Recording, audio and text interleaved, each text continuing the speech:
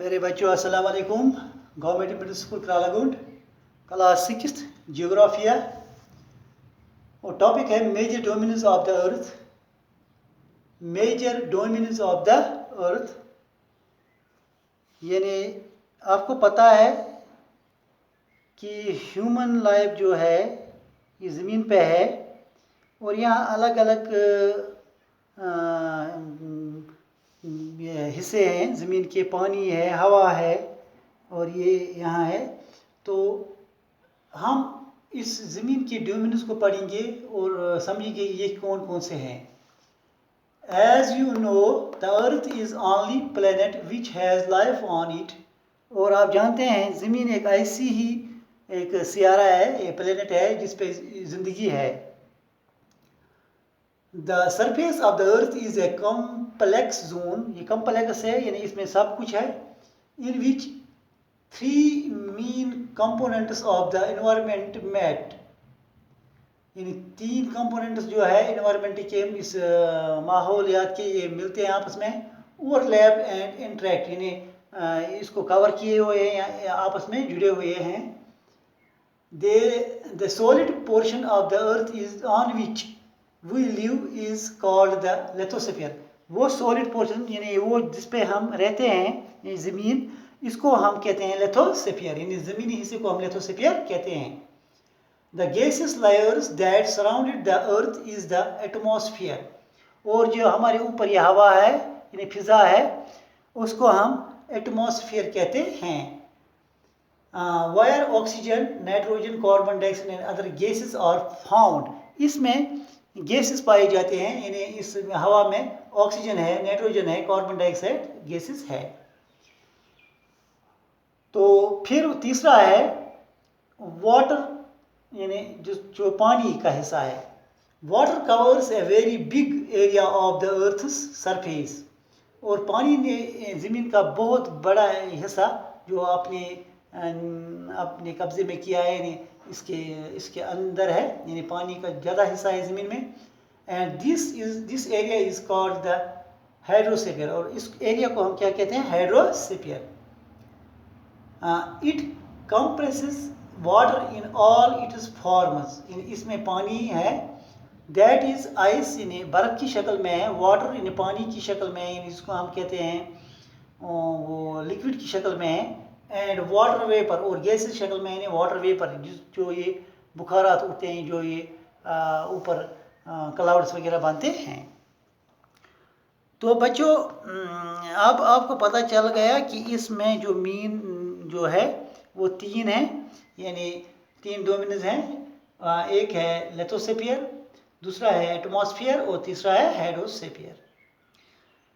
तो इस ज़मीन पे बहुत सारे कंटिनेंट्स हैं। आपको पता है एशिया है, यूरोप है, अफ्रीका है, नॉर्थ अमेरिका है, साउथ अमेरिका है, ऑस्ट्रेलिया है, एंटार्कटिका है। और ये आपको पता है ये 7 है यानी 7 बराज़मीन 7 ज़मीन के हिस्से हैं। और ये जो 7 हिस्से हैं ये ज़मीन पे फैले हुए हैं। तो अब हम कहेंगे जो हाइड्रोस्फीयर है तो इसमें क्या है? हाइड्रोस्फीयर में क्या है? हाइड्रोस्फीयर में कितना परसेंट वाटर है?